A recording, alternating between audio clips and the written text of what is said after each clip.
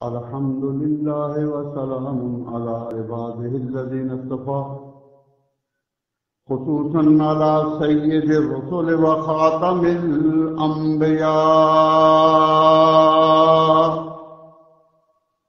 وعلى آله الأتقياء وأصحاب الأصفياء أما بعد فأعوذ بالله من الشيطان الرجيم بسم الله الرحمن الرحيم إن الدين عند الله الإسلام صدق الله مولانا العظيم. صاحب صدر حضرت محترم صاحب دامت برکاتہم، علماء کرام واجب الاحترام، بزرگان قوم، سامعین عزیز، دوستو اور بھائی، اللہ تبارک و تعالی جل شانہ کا بہت بڑا احسان کہ اس نے ہمیں مسلمانوں کے گھر پیدا کر دیا اور ہمیں گھر بیٹھے وہ دولت مل گئی جس دولت کے حاصل کرنے کے لیے صحابہ کرام نے اپنے اپنے وقت میں بڑی قربانیاں دی تھیں. ہم اگر کسی غیر مسلم گھرانے میں پیدا ہوئے ہوتے تو آج کی مصروف دنیا میں جس میں ہر شخص کو اپنی پڑی ہے، ممکن ہے ہم وقت نہ نکال سکتے اور سچائی تک پہنچنے کی کوشش نہ کرتے.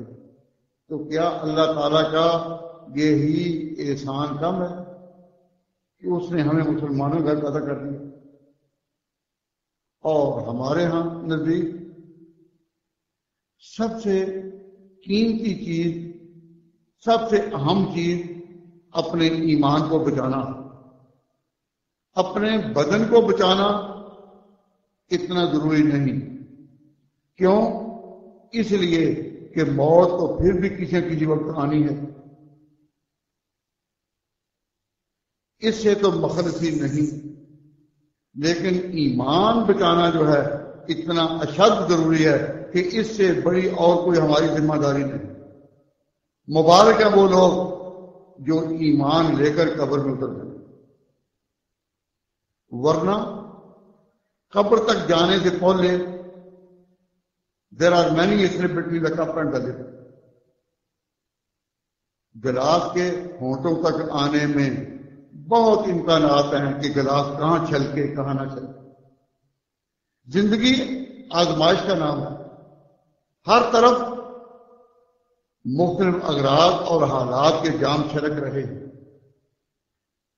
تو ایمان کی حفاظت اللہ تبارک و تعالیٰ جل شانہ تمام بھائی جہاں تک میری بات پہنچ رہی ہے اور بہنیں جہاں تک میری آواز پہنچ رہی ہے، اللہ تعالیٰ سب کے ایمان کو سلامتی سے دبا دے. میں اس طرف توجہ دلانا چاہتا ہوں کہ آپ پہلے جانیں کہ ہمارے ایمان کے دشمن کون ہیں. یہ تو ہمیں پتہ ہے، ہم اپنی وجہ سے عام کہتے ہیں کہ ہمارے وجود کے، ہمارے ابدان کے، ہمارے ممالک کے، ہماری آبادیوں کے دشمن کون ہیں. لیکن میں اس طرف توجہ دلا رہا ہوں کہ اس بات کو بھی پہچانیں اور جانیں کہ ہمارے ایمان کے دشمن کون ہیں. بہت افسوس سے میں یہ کہتا ہوں کہ یورپ میں، امریکہ میں اور برطانیہ میں جہاں میں زیادہ رہ رہا ہوں، وہاں مسلمان کہلانے والوں کی اور مسلمانوں گھر پیدا ہونے والوں کی ایک بڑی تعداد اب اس خطرناک موڑ پر آ نکلی ہے. وہ کہتے ہیں کہ جی سب اپنی اپنی جگہ درست ہے، سب ملتیں اپنی اپنی جگہ درست ہے. عیسائی اگر دیانتداری سے انجیل کے تقاضوں پر عمل کرے، یہودی تورات کے تقاضوں پر عمل کرے، ہندو ویدوں پر دیانتداری اور عاجزی سے عمل کرے، تو آخرت میں نجات سب کی ہو جائے گی۔ انا للہ و انا الیہ۔ یہ ایک صدا لگ رہی ہے، اور ان جدید حلقوں میں جہاں اس طرح کے مدارس نہیں، جہاں اس طرح کے اسٹیج نہیں، جہاں اس طرح کے علماء حقانی نہیں، جہاں اس طرح مسلمانوں کی تاریخ جاگتی نہیں، وہاں ان لوگوں کے لیے جو جدید حالات سے متاثر ہیں اور یورپ کی کشش نے ان کو اپنے سے بھی بیگانہ کر رکھا ہے، ان کے سامنے جب یہ آواز رکھتی ہے کہ انصاف کا تقاضا ہے، انصاف کا تقاضا ہے کہ اگر کوئی دیانت سے، اخلاص سے اپنے اپنے طریقے پر قائم رہے تو نجات سب کی ہو جائے گی۔ مسلمانوں میں یہ آواز یونائٹڈ انڈیا میں بھی لگی تھی، جب ابھی ملک آزاد نہیں ہوا تھا، پاکستان نہیں بنا تھا، تو ہندوستان میں بھی ایک آواز لگی تھی کہ نجات سب کی اپنی اپنی جگہ، اور اس کو کہتے تھے نظریہ وحدت ادیان، unity among the communities, how the communities are united with each other. یہ آواز اس وقت بھی لگی، لیکن چند سالوں کے بعد یہ آواز ٹھنڈی پڑ گئی، اور آپ کو پتا ہے کہ جو بیج ایک دفعہ پڑ جائے اس کے آثار کچھ نہ کچھ تو قائم رہتے ہیں۔ آج یورپ میں اور امریکہ میں ایک حصہ ان لوگوں کا بھی ہے جو کہتے ہیں کہ سب کی نجات ہے۔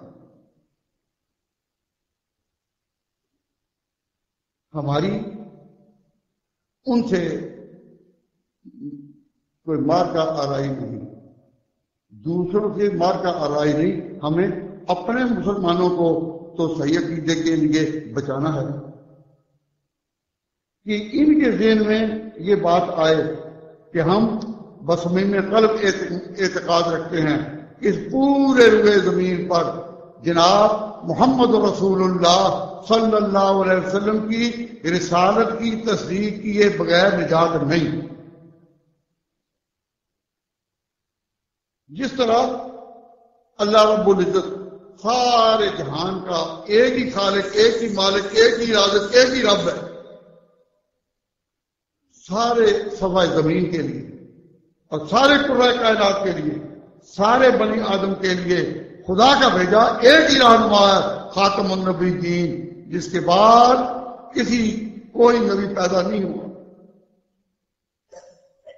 تو ہم لوگ یہ عقیدہ رکھتے ہیں، میری بات کی طرف توجہ فرما رہے ہیں؟ اگر آپ توجہ فرما رہے ہیں تو پھر میں پہلے ان کی بات شروع کرتا ہوں جو وحدت ادیان کے حامی ہیں، اور پھر میں جواب کروں گا۔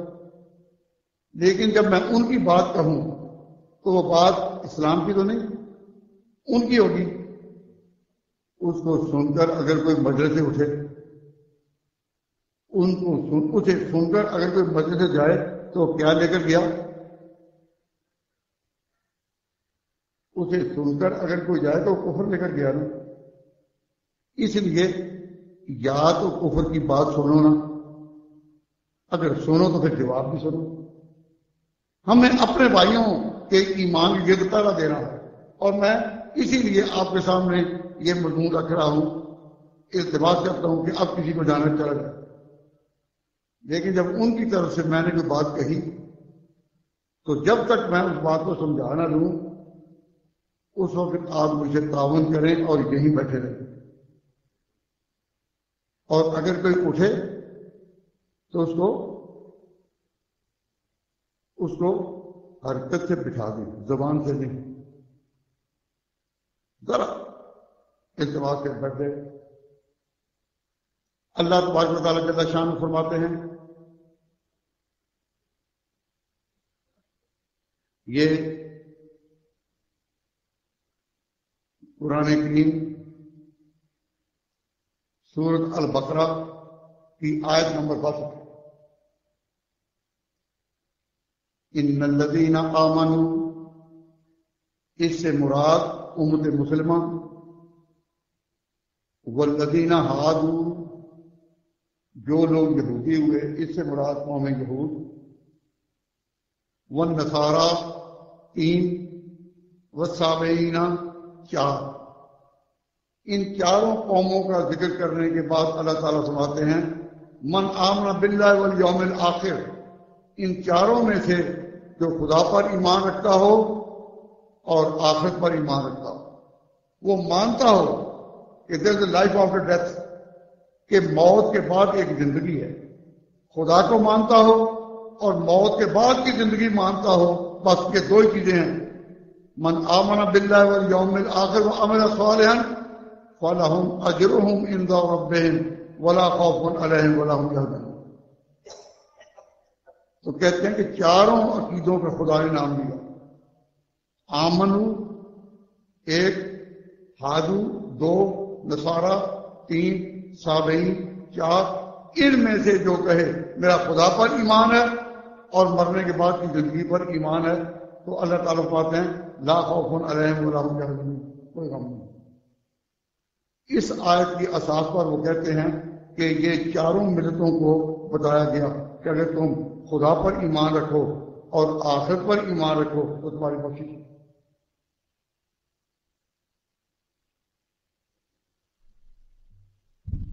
یہ حضرت علامہ صاحب نے جس موضوع پر گفتگو شروع کی ہے یہ بڑا اہم موضوع ہے، اور مجھ سے پاکستان میں، امریکہ میں بہت سے لوگ مسلمان دانشور بحث کرتے ہیں کہ جس طرح مسلمان جنت میں جائے گا، یہودی اور عیسائی بھی جنت میں جائیں گے اگر وہ اپنے مذہبوں پر عمل کرتے ہیں۔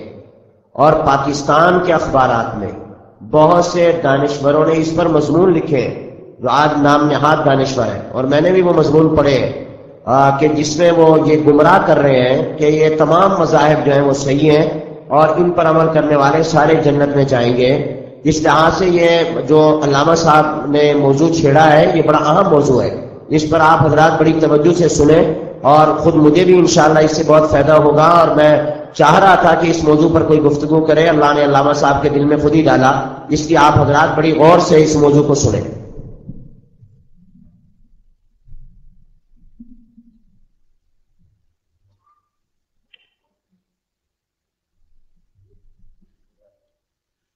میں آپ حضرات کے سامنے عرض کر رہا تھا کہ نظریہ وحدت ادیان کے دین سب کے سب حقیقت میں ایک ہے، اور سب کا سرچشمہ خدا کی ذات ہے، اور وہ کہتے ہیں کہ ہر قوم، ہر ملت خدا کے آگے جھکی ہے، وَتَرَى كُلَّ أُمَّةٍ جَثِيًّا، ہر قوم خدا کے آگے جھکی ہے، تو وہ مہربان ہے، رحمان و رحیم ہے، وہ ہر کسی کو، کوئی ضدی نہ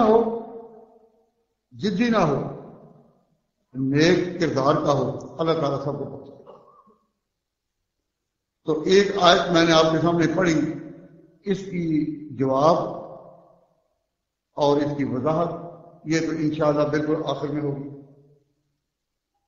آخر میں ہوگی کا مطلب کیا کہ اب تمہیں آخر تک بیٹھنا ہے، آخر تک، اور اگر کوئی اس میں خطرہ نہ ہوتا تو شاید میں پہلے ہی جواب دیتا، لیکن میں آپ سے عرض کرتا ہوں کہ گنتی میں ذرا میرا ساتھ دیں۔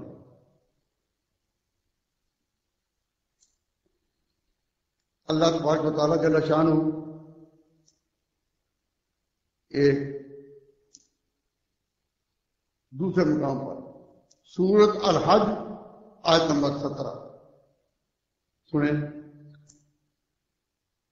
ان الذین آمنوا والذین ہادوا، کتنے ہوئے؟ 2، والسابعین 3، والنصارى 4، والمجوس والذین اشرکوا، اور مشرکین ہندو وغیرہ، کتنے ہوئے؟ 6، آمنو 1، ہادو 2، سابعین 3، نصارہ 4، والمجوس 5 والذین اشرکوا 6. اللہ تعالیٰ نے 6 قوموں کا 6 ملتوں کا ذکر فرمایا. کتنے کا ذکر فرمایا؟ 6. تو اس کے آگے اللہ تعالیٰ فرماتے ہیں سنو ہاذان خصمان، یہ 2 ہیں. ہاذان خصمان یہ 2 طبقے ہیں اختصموا فی ربہم، جو اپنے رب کے بارے میں جھگڑ رہے ہیں. ہاذان خصمان یہ 2 ہیں. پہلے کیا کہا؟ 6. پہلے ذکر کیا 6 اور اب کا ہاذان خصمان یہ 2 ہیں. یہ کیا گنتی بھی؟ یہ ہم پر اعتراض کرتے ہیں کہ تمہارے خدا کو معذرت ثم معذرت گنتی نہیں آتی. پہلے 6 ذکر کیے، اب کہا 2 ہیں. تو یہ 2 سمجھیں کہ یہ 2 کیسے ہیں. وہ جو 6 ہیں ان میں پہلے ہیں آمنو، باقی 5 سارے وہ ہیں جو صفے کفر کے ہیں.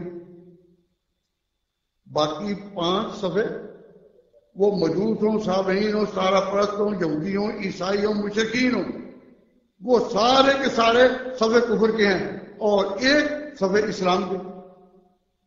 الکفر ملت واحدہ، وہ 5 مل کر بھی ایک ہیں اور ایمان والے. اور اس کی تصدیق اللہ تبارک و تعالیٰ نے سورۃ تغابن میں بھی فرما دی. فوالذی خلقکم، اللہ تعالیٰ نے تمہیں پیدا کیا. فمنکم کافر ومنکم مومن، تم میں 2 ہی ہیں، یا کافر ہیں یا مومن، تیسرا کوئی نہیں. تو جب کہہ دیا کہ 2 ہی ہیں، یا کافر ہیں یا مومن، تو اب کافروں کی کتنی قسمیں کیوں نہ ہوں، وہ سارے ایک ہیں. وہ سارے ایک ہیں. اور مومنوں کی قسمیں ہیں 2، نیک مسلمان اور گناہگار مسلمان. مومنین کی کتنے طبقے؟ 2، نیک اور گناہگار. تو یہ نیک اور گناہگار مل کر ایک ملت ہے، ایک قوم ہے، ایک طبقہ. گناہگار کس طرح خدا کی بادشاہی میں داخل ہوگا، یہ ایک مستقل مضمون ہے. تاہم اتنی بات تو پختہ ہے کہ کل انسان دنیا کے کتنے ہیں؟ 2 طبقے، یا کافر ہیں یا مومن. تو اللہ تعالیٰ نے سورۃ حج میں آیت نمبر 17 جو ذکر کیے 6 ان کو فرمایا یہ بھی 2 ہیں، ہاذان خصمان. تو معلوم ہوا کہ کافر سارے مل کر ایک، کافر سارے مل کر ایک ہیں، اور مسلمان دوسری طرف، مسلمان دوسری طرف ہیں. تو پھر دین کتنے ہوئے؟ 2 ہی، یا مسلمان یا کافر. وہ آگے ان کی کتنی قسمیں ہوں، وہ سارے اپنی جگہ کافر ہیں. اب یہ اس بات کو پیش نظر رکھیے کہ اللہ تبارک و تعالیٰ جل شانہ فرماتے ہیں ان کو، جب ان کا ذکر کیا ہاذان خصمان اختصموا فی ربہم، تو ذرا سنو. اب ذرا 6 پر آ جاؤ. 6 میں سے جو ایمان والے ہیں وہ تو اپنی جگہ، اور باقی سنو ان الذین آمنوا ایک طرف، والذین ہادوا والصابئین والنصارى والمجوس والاشرکوا، یہ کتنے ہوئے؟ 5. ٹوٹل کیا ہوا؟ اب اگلی آیت سنو، وہ بند ہے اور فیصلہ کرنے والی. آیت پر غور کرنے والا خط دے ہوتا جب کر کے میں انگلینڈ مار آئے 6 1 اور 2 سے لو کیا مجھے فیصلہ کیوں کرے گا؟ فیصلہ اس فیصلہ اسی پر فیصلہ کی سب جاتی ہے. کیا مطلب آپ حضرت پاک سے انکار کرتے ہیں کو رسول ہیں، ایک رسول نہیں مان کہ مقاتم النبی صلی اللہ علیہ وسلم ہے کہ وہ کا انکار کرتے ہو، میری سارے تو تم نہیں مانتے، جو نہیں مانتے ان سب کو کرنا چاہیے. لکم دین، اور میرا دین کس کا ہے؟ کیا ہے؟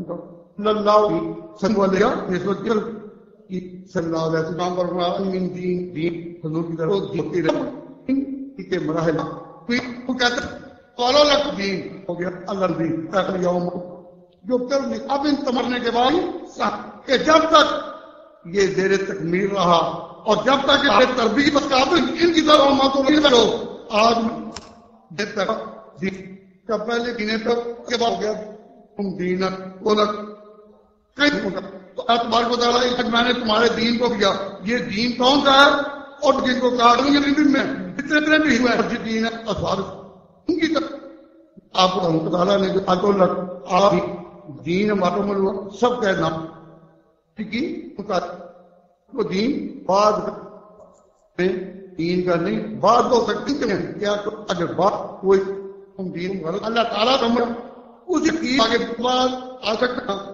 بعد کیا پیچھے رہنا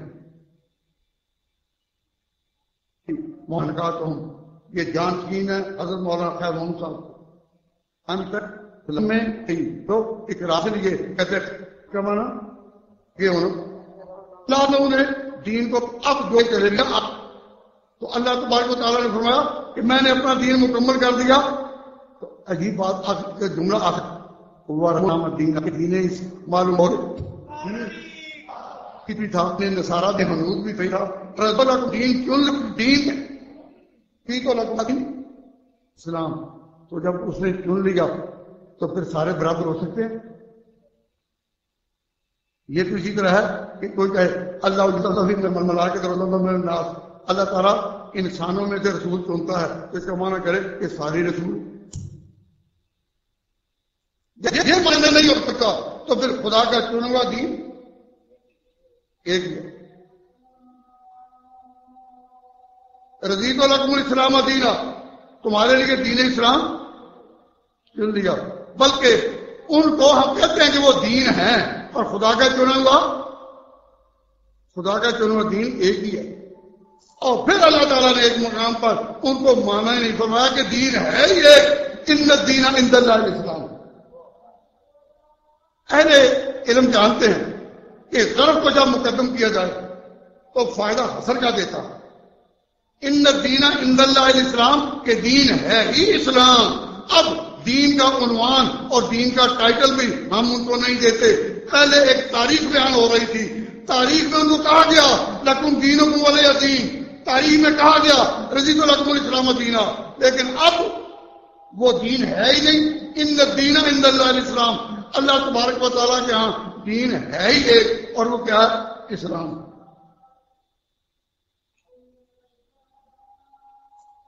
دنیا کے مختلف حصوں میں حضرت میں نے کہا کہ دینوں کے نام ادیان کے نام مختلف ہیں مثلا ایک مذہب کا نام ہے میں اٹیک نہیں کر رہا تاریخ بتانے کے لیے کہہ رہا ہوں ایک مذہب کا نام ہے ہندو تو ہندوؤں کی نسبت کس طرف ایک ملک کی طرف کہ یہ وہاں کے رہنے والے ہیں ہندوستان کے جو اصل باشندے پرانے پہلے تھے وہ سارے ہندو تو ہندو کی نسبت وطن کی طرف اسرائیل کی نسبت نسل کی طرف ہندوؤں کی نسبت وطن کی طرف اور بنو اسرائیل کی نسبت نسل کی طرف مختلف نام ہیں میں ان کی تفصیل میں نہیں جاتا میں کہتا ہوں ہمارا بھی تو ایک نام ہے ہمارا مذہب کا نام ہمارے عقیدے کا نام دین کا نام ہے اسلام نہ وطن پر نہ نسل پر یہ ہے ہی سلامتی کا پیغام ساری دنیا کو کہنا کہ ہمارا ہی ایک دین سلامتی والا ہے جتنی سلامتی اس دین نے دی ہے اس مذہب نے دی ہے دنیا میں کوئی سی مثال نہیں لا سکتا اسلام کا معنی ہے کہ پیس گیونگ ریلیجن کہ وہ دین جو سلامتی دے کب سلامتی دن رات سلامتی کی ضمانت دی۔ السلام علیکم۔ میں حضرت سے ملا اور کہا السلام علیکم، میں نے سلامتی کی ضمانت آپ کو دی، آپ کی جان، آپ کا مال، آپ کی عزت، اس کے خلاف میرے ہاتھوں یا میری زبان سے کوئی بات نہیں، ریسٹ رکھتے ہو، آپ مطمئن رہیں، میں نے آپ کو سلامتی کی ضمانت دی۔ انہوں نے کہا وعلیکم السلام، تجھے بھی دی۔ تو جس دین میں ایک ہی دن میں ایک فرد دوسرے کو، دوسرا تیسرے کو، ہمسایہ کو، دوست کو سلامتی کی ضمانت دے، اس سے زیادہ سلامتی پرور دین مذہب کوئی اور ہو سکتا؟ ہم لوگ جب مسلمان کہلاتے ہیں تو کیا کس سے عنوان سے؟ اسلام کے عنوان سے۔ تو اسلام کا نام حضرت ہم نے ابھی رکھا ہے نئے حالات کے بعد، امریکہ کے سانحات کے بعد ہم نے یہ نیا نام رکھا یا پرانا چلا رہا؟ یہ تو پرانا چلا آ رہا ہے۔ معلوم ہوا کہ سلامتی میں رہنا اور سلامتی کی ضمانت دینا ہم ہی جانتے ہیں۔ اور راشدین کی تاریخ کی طرف، جن کو کہتے ہیں خلفائے راشدین، انہوں نے دنیا میں یہ نقشہ دکھا دیا سلامتی کا، اور پھر یہ اللہ تبارک و تعالیٰ جل شانہ نے اپنے تکوینی فیصلوں میں بھی تصدیق کی۔ پہاڑ للک رہا ہے، ہل رہا ہے، حضرت عمر رضی اللہ تعالیٰ عنہ اس کو پر پاؤں رکھتے ہیں اور کہتے ہیں سکون کر، کیا عمر نے تجھ پر عدل نہیں کیا؟ اور جو جماعت کے ساتھ بھی وہ سلامتی کا میسج ہو، وہ انسانوں پر کبھی کسی قسم کی کوئی زیادتی کر سکتے؟ تو جتنی سلامتی اس دین میں ہے اتنی، اور ہم جہاں رہتے ہیں، ہم انگلینڈ میں رہتے ہیں، وہاں جب ملتے ہیں صبح کو السلام علیکم نہیں، سلامتی کی ضمانت نہیں، گڈ مارننگ، تمہاری صبح اچھی رہے، گڈ ایوننگ، تمہاری شام اچھی رہے۔ اور تم صبح اور شاموں میں گم ہونے والوں، ضمانت تو سلامتی کی ہم نے دی اور دینا جانتے ہیں، اور ہماری تاریخ روشن ہے۔ میں اس بات کی طرف توجہ دلاؤں گا، ہم نے یعنی بنی نوع انسان، ہمارے سب سے بڑے کون تھے؟ سب سے بڑے کون؟ حضرت آدم علیہ السلام۔ بھئی ہمارے باپ دادوں سے اوپر سب سے بڑے کون ہیں؟ آدم علیہ السلام۔ اللہ تبارک و تعالیٰ جل شانہ نے آدم علیہ السلام کا واقعہ اور ان کے مقامات کا قرآن میں جو ذکر کیا نا، تو فرمایا یا آدم اسکن انت وزوجک الجنہ، اے آدم تو اور تیری بیوی دونوں، مسئلہ ہوا کہ خاوند بیوی ایک ہی جگہ رہیں، اسکنوہن من حیث سکنتم، خاوند اور بیوی بیٹھے رہیں، سکون۔ پہلا باب یا آدم اسکن انت وزوجک الجنہ، آدم اور حوا ایک ہی جگہ رہو، وَكُلَا مِنْهَا رَغَدًا، دونوں کھاؤ پیو، تو دونوں کا کھانا پینا بھی اکٹھا۔ کیا برابر کا حق دیا یا نہیں ضرورات میں؟ کہ مسکن بھی اکٹھا، کھانا پینا بھی اکٹھا، جنت کی سیر کرو اکٹھے۔ اور جب نصیحت کی لا تقربا هذه الشجرة، کہ تم نے اس درخت کے قریب نہیں جانا، کس نے؟ آدم نے یا دونوں نے؟ رب کریم قرآن کا بیان عجیب کہ رہیں دونوں، پھل کھائیں دونوں، خوراک میں دونوں، اس درخت کے قریب نہ جائیں دونوں، دونوں نعمت دین۔ لیکن جب آدم علیہ السلام کو کے بارے میں فرشتوں کو کہا کہ اے فرشتوں اسجدوا لآدم، آدم کو سجدہ کرو، وہ سجدہ عبادت نہیں تھا، وہ سجدہ قیادت تھا۔ وہ سجدہ عبادت نہیں، عبادت کا سجدہ غیر اللہ کے لیے، لمحہ کے لیے بھی نہیں ہوا کبھی حرام۔ کہا کہ اے آدم، اے فرشتوں اسجدوا لآدم، تم آدم کو سجدہ کرو۔ جب کہا آدم کو سجدہ کرے، اب یہ وہ مقام ہے جہاں آدم اکیلا ہے، وہ ساتھ نہیں۔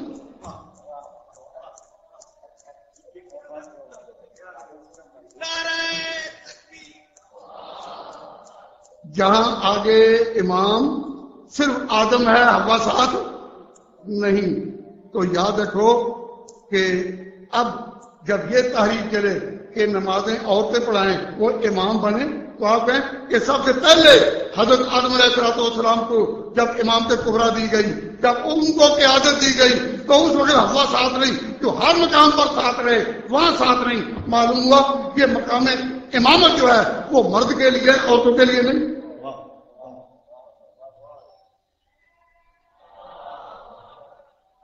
اگر عورتوں کے لیے مقام ہوتا تو وہ اس وقت بھی تو ساتھ ہوتی نا، اس وقت وہ ساتھ نہیں. لیکن ہماری اماں حوا بڑی با اصول تھی، سلامتی کا پیکر تھی. وہ جلوس نکال کر نہیں آئیں کہ میں ساتھ ہوں گی.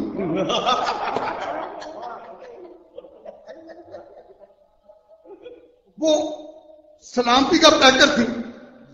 تو میں اس طرف آپ کو توجہ دلا رہا ہوں کہ ہمارے یہ تاریخی نقوش تو اسی وجہ سے قائم ہو گئے.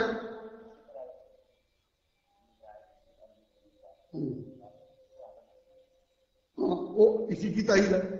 تو میں بتا ہی رہا ہوں، میری آواز چونکہ مستورات تک عورتوں تک بھی جا رہی ہے تو میں نے پھر بھی آنا ہے.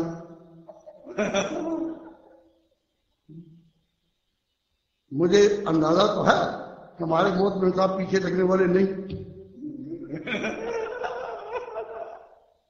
لیکن مجھے تو اپنی رعایت کرنی ہے. میں حضرت مخدوم علماء حضرت مولانا خیر محمد صاحب رحمۃ اللہ علیہ کے دور سے یہاں، اور جب بھی خیر مزار کے جلسہ ہوتا یہ حضرت نے پہل وہی سے کی کہ ایک ہی آدمی سے 2-3 دفعہ تقریر کراتے ہی جلسے. تو میں لندن میں تھا تو مولانا نے کہا میں نے 3 دن درس کے لیے تیرا اعلان کر دیا.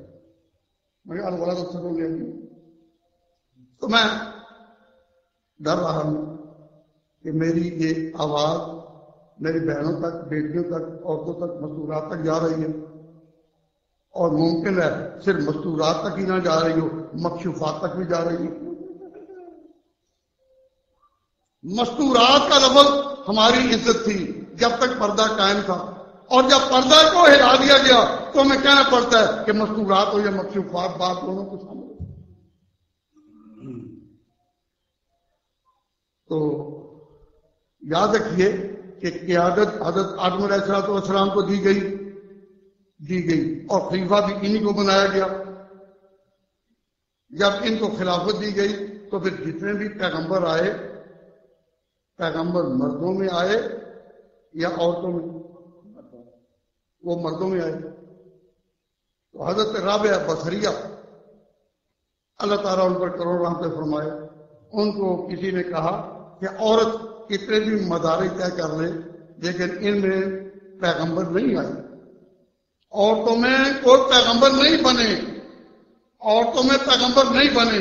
رابعہ بصریہ نے کہا ہم میں پیغمبر بنے نہیں پر ہم نے پیغمبر جنے ہیں.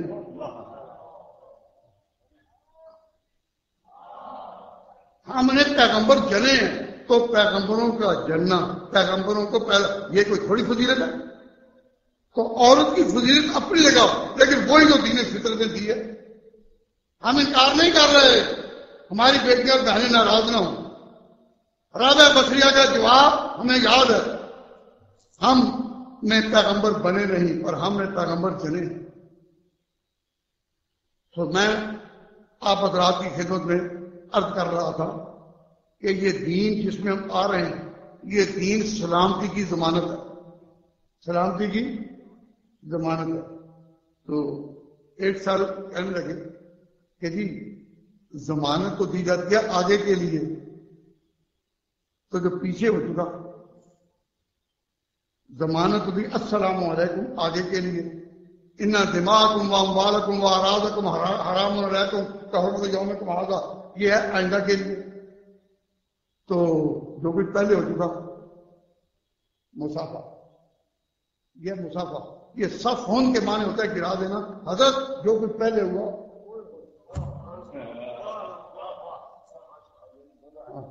جو کچھ پہلے ہوا گرا دو، جو کچھ پہلے ہوا گرا دو. اور جنہوں نے دل سے گرانا ہوتا ہے وہ دونوں ہاتھوں سے گراتے ہیں۔ واہ واہ، نعرہ تکبیر۔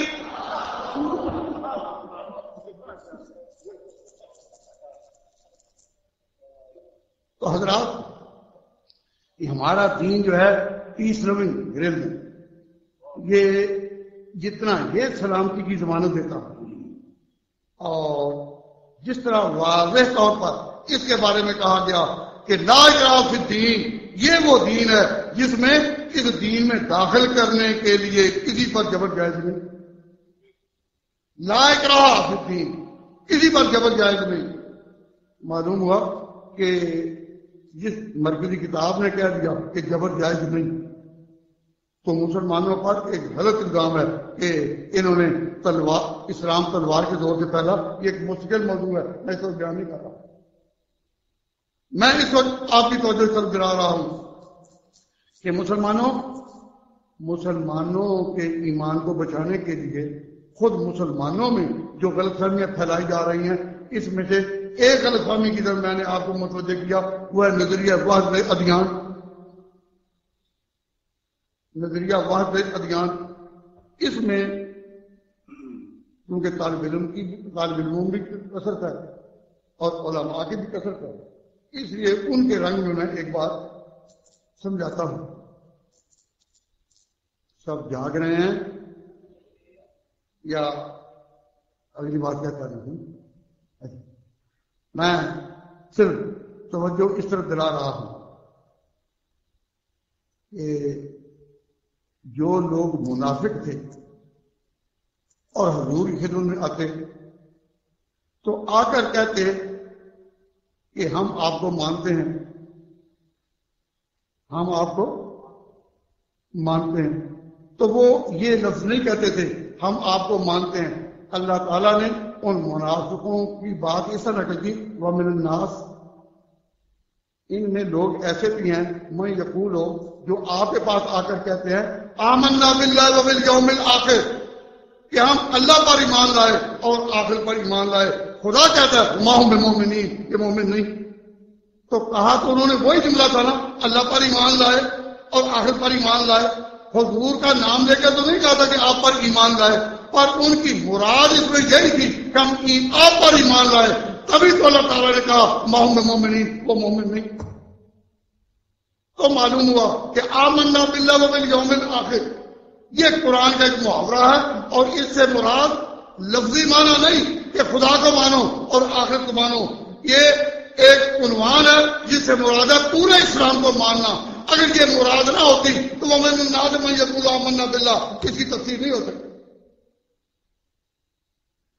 یہ جو ارشاد فرمایا وَمِنَ النَّاسِ مَن یقول آمنا باللہ وبالیوم الآخر وما ہم بمومنین، اس میں یہ تو نہیں کہا کہ آپ پیغمبر ہیں، لیکن خدا نے ان کو جھوٹا کیا یا نہیں؟ تو معلوم ہوا کہ آمنا باللہ وبالیوم الآخر یہ صرف یہ دو عنوان نہیں، یہ پورے اسلام کا عنوان ہے۔ اور قرآن پاک پر تقریباً 23 مقامات پر یہ محاورہ موجود ہے کہ جب آمنا باللہ وبالیوم الآخر کا، اسے پورا دین مراد ہے۔ جب یہ بات سمجھ آ گئی تو وہ جو آیت تھی البقرہ کی آیت نمبر 62، اس میں جو کہا گیا تھا کہ ایمان والے فلاں فلاں 4، ان میں من آمنا باللہ والیوم الآخر، اس میں من آمنا باللہ والیوم الآخر میں پورا اسلام اور پورا دین۔ میں اس کو ذرا ایک مثال ذرا تفصیل سے سمجھاتا ہوں کہ جب کوئی شخص آتا ہے اور آ کر کہتا ہے کہ جی لا الہ الا اللہ محمد رسول اللہ میں مانتا ہوں، اس نے حضور کو رسول مانا، تو بس اسی معنی میں ہے کہ اس نے حضور کو مانا یا حضور کے پورے دین کو مانا؟ پورے دین کو مانا یا صرف رسالت کو مانا؟ حضور صلی اللہ علیہ وسلم فرماتے تھے کہ جب بھی تم دین میں آؤ تو اس کے لیے قاعدہ کیا ہے؟ یؤمنو بی و بما جئت بھی۔ صحیح مسلم کے الفاظ ہیں کہ جب ایمان لاؤ تو مجھ پر کہ میں خدا کا رسول ہوں، و بما جئت بھی، اور جو کچھ میں لے کر آیا ہوں اس کو مانو۔ تو جو آئے گا صرف رسالت کا اقرار نہیں کرے گا، حضور کے پورے دین کا۔ یہ دین ایسی چیز ہے، یاد رکھو کہ جو دین ایسی چیز ہے کہ جو تقسیم دوبارہ نہیں کرتا، ہوگا تو پورا ہوگا، نہیں تو نہیں ہوگا۔ دین اسلام فیصد یہ تقسیم اس میں نہیں، کسی شخص کے بارے میں نہیں کہا جا سکتا کہ وہ 80% مسلمان ہے اور 20% کافر ہے۔ ہوگا تو پورا مسلمان یا ہوگا تو پورا ہی کافر۔ دین یہ فیصد کے لحاظ سے، فیصد کے اعتبار سے یہ کوئی تقسیم دوبارہ کرتا نہیں۔ متکلمین کی زبان میں دین ایک حقیقت بسیطہ ہے، ہوگا تو پورا ہوگا، نہیں تو نہیں ہوگا۔ اللہ تعالیٰ کروڑوں رحمت فرمائے حضرت امام محمد رحمۃ اللہ علیہ۔ امام محمد رحمۃ اللہ علیہ بہت بڑے امام ہوئے، انہوں نے ایک ہی جملہ کہا، عجیب کہا، من انکر شیئا من شرائع الاسلام، اسلام کی تعلیمات میں سے کسی ایک کا بھی جو انکار کرے فقد ابطل قول لا الہ الا اللہ، اسے کلمہ باطل کر دیا۔ اس کو یہ نہیں کہا جائے گا کہ اتنے فیصد وہ اتنے فیصد وہ، تو اسلام ہے وہ ہوگا تو پورا، نہیں ہوگا تو بالکل نہیں ہوگا۔ یہ فیصد کے اعتبار سے کوئی تقسیم دوبارہ نہیں کرتا۔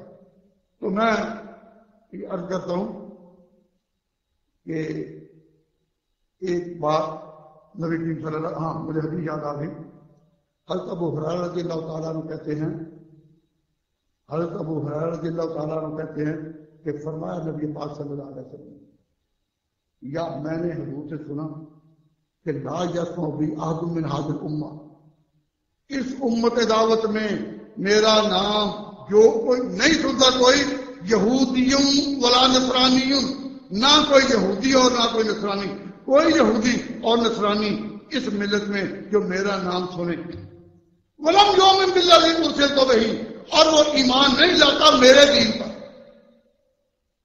کوئی یہودی اور نصرانی جو میرا نام سنے، ولم یؤمن بالذی ارسلت بہ، اور اس پر وہ ایمان نہ لائے جو دین دے کر نہ بھیجا گیا، الا کان من اصحاب النار، اس کی نجات نہیں۔ امام مسلم نے اس حدیث کو روایت کیا۔ تو حضور نام لے کر کہتے ہیں یہود و نصارہ کا کہ ان میں کوئی بھی میری چیز پر ایمان نہیں لاتا تو وہ اس کی نجات نہیں۔ تو بات یہ ہے کہ کچھ امور ہیں ان سب آیات کی روشنی میں میں کہتا ہوں کہ یہ جو آیت ہے، آیت نمبر 62 سورۃ البقرہ کی، اس کے معاوضہ میں میں نے اتنی آیتیں پڑھی اور اتنی آیتیں میرے پاس اور بھی۔ اب ان آیات کا جو منطوق ہے، پہلے بات میں پڑھی، اس کی بنا پر یہ جو پہلی آیت جو ہے ہم اس کی توجیہ کرنے پر مجبور ہوں گے۔ قرآن فہمی کا تقاضا یہ ہے کہ کوئی آیت آئے، اگر اس آیت پر اسی مضمون کا اور معاوضہ ڈال دیا جائے تو پھر اس کو محکمات کے تابع کرنا ضروری ہو جاتا ہے۔ تو میں آپ سے یہ کہتا ہوں بھائی، آپ سے جو میں خطاب کر رہا ہوں تو جلسہ عام میں کر رہا ہوں، تو جو بات عام کہی جائے وہ کھلے بند میں ہوتی ہے مخفی، وہ کھلے بند ہوتی ہے مخفی نہیں۔ اس پر مجھے یاد آتا ہے کہ واشنگٹن میں ایک دفعہ جلسہ تھا، تو وہاں ایک طالب علم نے اعتراض کیا کہ آگے جی ایمان اندر کی بات ہے یا باہر کی؟ ایمان اندر کی بات ہے یا باہر کی؟ اب یہ تھا نا کہ الایمان فی القلب اور ولما یدخل الایمان فی قلوبہم، اس سے پتہ چلتا ہے کہ یہ اندر کی بات ہے۔ تو اسے سوال کیا کہ اللہ تعالیٰ نے اتنا عام عنوان قرآن میں رکھا، یا ایھا الذین آمنوا، اتنا بڑا خطاب، اور ایک مقام پر نہیں سینکڑوں مقامات پر، اور اس نام سے جو اندر کی ہے جو باہر کی نہیں۔ تو کیا قومیں باہر سے پہچانی جاتی ہیں اندر سے؟ قومیں تو باہر سے پہچانی جاتی ہیں۔ تو تو اللہ تبارک و تعالیٰ جل شانہ نے اتنی دفعہ ایک کمیونٹی کو پوری کی پوری قوم کو خطاب کیا، اور اندر کی بات ہے تو اندر کی بات ہے تو قوموں کو مخاطب نہیں کیا جاتا. میں نے انہیں کہا بھائی آپ بات سمجھیں کہ یا ایھا الذین آمنوا میں اندر کی بات یہاں مراد نہیں، یہاں باہر میں کمیونٹی جس نام سے معروف ہے، خواہ ان کو مسلمین کہو خواہ ان کو مومنین کہو، کیا ہے دنیا میں کلمہ پڑھنے والوں، اپنے آپ کو مسلمان سمجھنے والوں، تم میں سے جو حقیقت میں اللہ اور اس کے رسول پر ایمان رکھتے ہیں اور دین پر ایمان رکھتے ہیں، بخشش انہی کی ہوگی. تو یا ایھا الذین آمنوا میں ان کو مخاطب کیا گیا جو کمیونٹی بطور مسلمان کے معروف تھی، اور ایک وقت تھا جب ان میں وہ لوگ بھی شامل تھے جو اپنے آپ کو مسلمان تو کہتے تھے، اپنے آپ کو جھکا تو چکے تھے، لیکن وہ منافق تھے. اور حضور نے کہا تھا اولئک الذین نہانا اللہ عنہم، یہ وہ لوگ ہیں جن کے بارے میں ابھی خدا نے مجھے روک رکھا ہے کہ ان کو نمایاں کروں. تو وہ اس عنوان میں اس وقت شامل ہوتے تھے. اس عنوان میں تو بات یہ ہے کہ اللہ تبارک و تعالیٰ جل شانہ نے اس عموم کے ساتھ یہ خطاب فرمایا. معلوم ہوا کہ عنوان کے اعتبار سے اور عموم کے اعتبار سے ایمان اور اسلام ایک معنی میں رکھا گیا. اگر ایمان خاص معنی میں رکھا جاتا جو امور مخفیہ میں سے اور امور قلبیہ میں سے تو اتنا عام خطاب نہ ہوتا. اور اس سے یہ بھی پتہ چلا کہ جیسا کہ حضرت امام ابو حنیفہ رحمۃ اللہ علیہ نے فرمایا الایمان والاسلام واحد. میرے پاس اتنا وقت نہیں کہ میں اس بات کو آگے لے جاؤں. آپ کو صرف یہ بتا رہا ہوں کہ ہمارا اعتقاد ہے کہ نبی پاک صلی اللہ علیہ وسلم کی رسالت سے پہلی تمام رسالتیں منسوخ، پہلی سب رسالتیں منسوخ. اگر پہلی رسالتیں بھی قائم رہتی اور وہ ادیان بھی اپنی جگہ لائق کے تسلیم ہوتے تو حضرت عمر رضی اللہ تعالیٰ عنہ جب تورات کا مطالعہ کر رہے تھے تو نبی پاک صلی اللہ علیہ وسلم یہ نہ کہتے عمر آج تورات والا بھی ہوتا تو میری اتباع کی سوا چارہ نہیں تھا. تو جب حضور نے خاص تورات کو سامنے رکھتے ہوئے کھلم کھلا یہ کہا کہ تورات والا بھی ہوتا، اور امام عبدالرزاق بن حمام نے المصنف میں یہی روایت حضرت یوسف علیہ السلام کے نام سے نقل کی لو اتاکم یوسف ہو، اگر یوسف تم میں آ جائے اور وہ کہے کہ تم میری پیروی کرو اور میری پیروی پر وہ شخص ایمان نہ لائے تو وہ مومن نہیں. میں آپ حضرات کو اس طرح توجہ دلا رہا ہوں کہ توجہ کہ ہمارے عقیدے کے مطابق حضور کی رسالت پر ایمان لانا ضروری ہے، فرض. اور آپ کے آنے سے تمام پہلی ملتیں منسوخ ہو گئی. اب جب کہ ساری دنیا ایک یونٹ ہو رہی ہے، ساری دنیا ایک یونٹ ہو رہی ہے آہستہ آہستہ، تو ہم مسلمان اپنی جگہ یہ اعتقاد رکھتے ہیں کہ نبی پاک صلی اللہ علیہ وسلم نے ہمسایہ ملکوں کو جو خطوط لکھے تو وہ ہمسایہ ملک کن ملتوں پر اور کن عقیدوں پر تھے. جو ہمسایہ ممالک تھے مصر ہو یا ایران یا روم، وہ کن عقیدوں پر تھے؟ وہ دین اسلام پر تھے؟ نہیں، وہ اپنے اپنے ادیان پر تھے. تو خاتم النبیین نے ان سب کو خط لکھ کر بتا دیا کہ میری رسالت صرف عربوں کے لیے نہیں، صرف ایک قوم کے لیے نہیں، بلکہ پوری دنیا کے لیے. اگر یہ نہ ہوتا تو آپ ہمسایہ ملکوں کو خط نہ لکھتے. تو میں نے صرف ایک طبقے کا تعارف کرایا جس کو کہتے ہیں نظریہ واضح ادیان کے حامی. ایک فرقہ ہے اباحیہ جو کہتے ہیں سب کچھ جائز ہے، سب کچھ جائز ہے. اور ایسے بھی لوگ ہیں جو کہتے ہیں کہ اسلام وہی ہے جو ہمارے اپنے تقاضے کریں، اسلام وہی ہے. تو ہمارے طالب علموں کو خاص طور پر جو مدارس فارغ ہو رہے ہیں ان کو چاہیے کہ ان لوگوں نے جس طرح ہتھیار نکالے ہیں اپنے ان غلط عقائد کے لیے، آپ اپنے صحیح عقائد کے لیے ان کی لیے جوابی کارروائی کریں.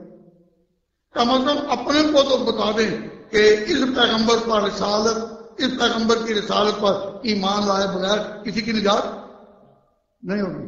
اور پھر کیا ہماری جڑیں جہاں لگ گئی ہماری جڑیں جہاں لگ گئی. ایک چھوٹا واقعہ ڈال کر ختم کرتا ہوں کہ ہم لوگ جب انگلینڈ پہنچے تو ہم نے گرجا خرید